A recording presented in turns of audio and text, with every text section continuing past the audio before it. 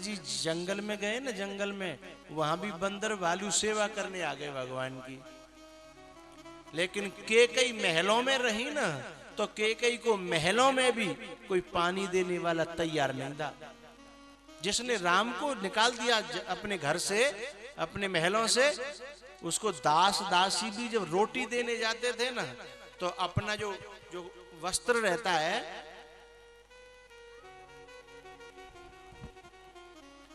जब दासी रोटी देने जाती ना, तो ऐसे करके मुंह कर लेती है और थाली को सरका देती थी, केकई का मुंह न देखना पड़े।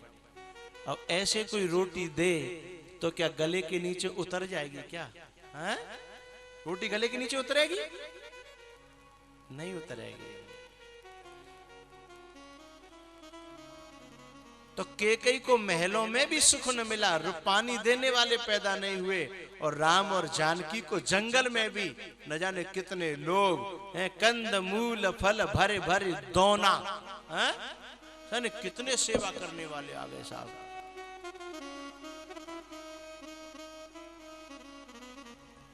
भैया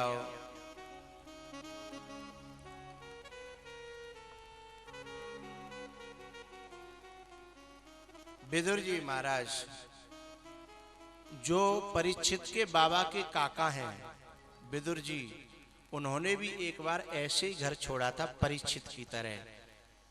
सुखदेव जी बता रहे हैं परीक्षित को, तो तुम्हारे बाबा के काका ने घर को छोड़ा था, लेकिन गुरुदेव मेरे बाबा के काका ने घर क्यों छोड़ा था? कोई कारण तो बना होगा ना? बोले हाँ। तो पूरा कारण बताया। क्या कारण बताया? कि एक बार जब पांडव वनवास में थे और कौरवों ने उनका राज्य छीन रखा था, तो पांडवों की तरफ से भगवान श्री कृष्ण शांति दूत बन करके आए थे और उन्होंने प्रस्ताव रखा। तो दुर्योधन ने मना कर दिया कि मैं एक सुई की नोक के बराबर भी जमीन देने वाला नहीं हूं, ऐसा कह दिया। और विनय में ताकत हो तो लड़के ले ले। आज भी ऐसे भैया भैया आपस में होते हैं जो कह देते हैं कि भैया राज ही थे तो दूंगो नहीं, ते ताकत हो तो लड़के ले ले।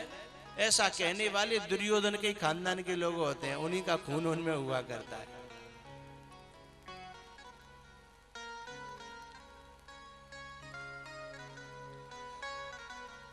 लेकिन अच्छे लोग जो होते हैं वो बड़े उदार होते हैं। आप में से भी कुछ ऐसे लोग बैठे होंगे जिनके घर में, गांव में भाई बंधु होंगे, उनसे तुम्हें कोई आसान होगी, लेकिन फिर भी कभी कुछ दे देते होंगे, कुछ पहुंचा देते होंगे, या जमीन होगी तो तुम करो खाओ भैया कोई बात नहीं। ये उदारता है। भले ही घरवाली थोड़ा सा आंख दिखाती होगी हैं कि हाँ तुम्हारा मतलब वहीं सब कर रहे हो, वहीं दिए जा रहे हो, अपना बंटवारा नहीं कर रहे हो, वो घरवाली अलग बात है, क्योंकि वो बाहर से आई है ना, उसे धन चाहिए, तुम नहीं, तुम्हारा परिवार नहीं, उसे दौलत चाहिए, धन चाहिए। यदि उसे तुम और तुम्हारा परिवार चाहिए तो वो खुश होती कि तुम जानो, तुम्हारा काम जाने, मैं सेवा के लिए आई हूँ, सेवा में तैयार हूँ, भूखी कभी रखोगे नहीं, कपड़े भी तुम दोगे, मकान में तुम रखोगे, मुझे सेवा करने में क्या जाता है।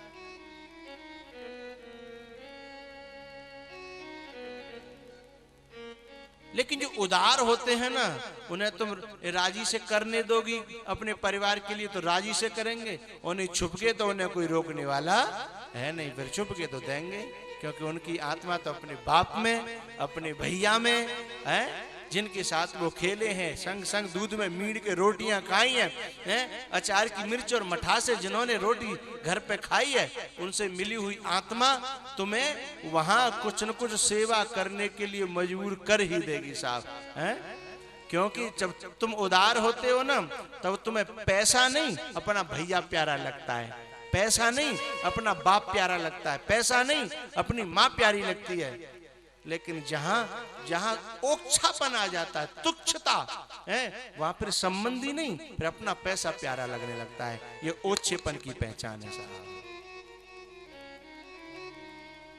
कुछ व्यक्ति इंसान को नहीं, दौलत को ज्यादा महत्व दे देते हैं और उसमें अपने संबंधों को खत्म कर लेते हैं, और कुछ लोग दौलत को नहीं, इंसानों को ज्यादा महत्व देते हैं तो संबंध बहुत मधुर हो जाते हैं। और दौलत तो फिर भगवान की कृपा से आनी ही है।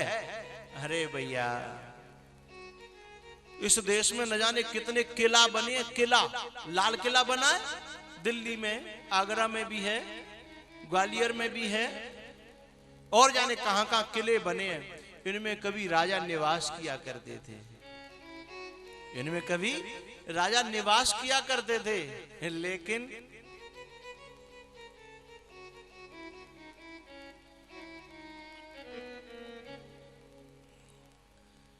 इनमें कभी राग होते थे, कभी नौबत बाजती थी, कभी जाने क्या क्या होता था। लेकिन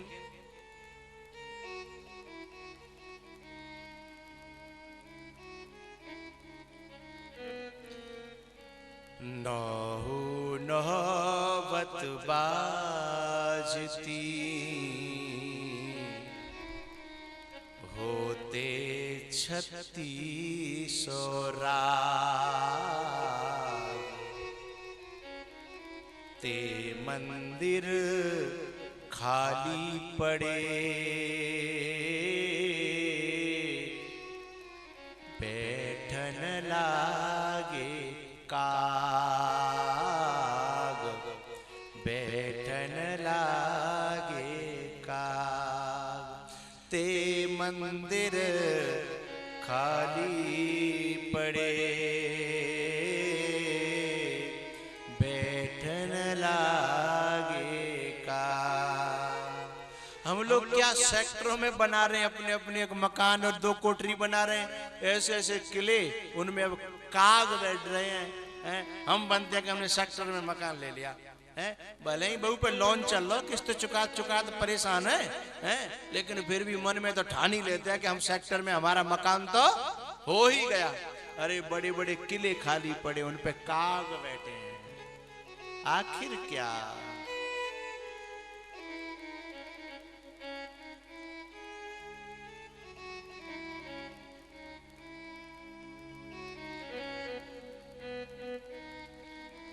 दुर्योधन के लक्षण जिनमें होते हैं ना, वे सिर्फ दौलत को महत्व देते हैं।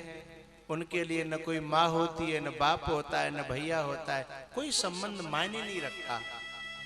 लेकिन जो संबंधों के लिए जीते हैं ना, उनके लिए दौलत कोई मायने नहीं रखती।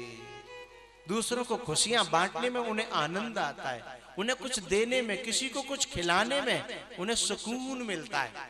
और जिन्हें ये सुकून का चस्का लग गया ना, समझ लो वे संसार में अमर हो जाते हैं।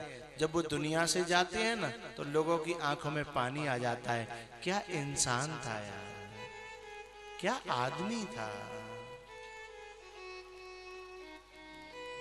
लेकिन जो दौलत के लिए जीते हैं ना, जब वो मरता है तो लोग बहुत खुशी मनाते हैं, और फिर पीछे से लड़ते हैं, जोर जोर के रख जाता है ना वो, फिर लोग लड़ते हैं और बड़ी खुशी मनाते हैं। मर गया, किसी को 1 रुपया खर्च नहीं करता था, सब जोर जोर के रख गया। धन तो जो खर्च करता था वह भी खाली हाथ गया, और जिसने जोर जोर के रखा था वह भी खाली हाथ गया। लेकिन दोनों कर बहुत कुछ अलग अलग गए। एक के जाने पर लोग हंसे और एक के जाने पर लोग रोए।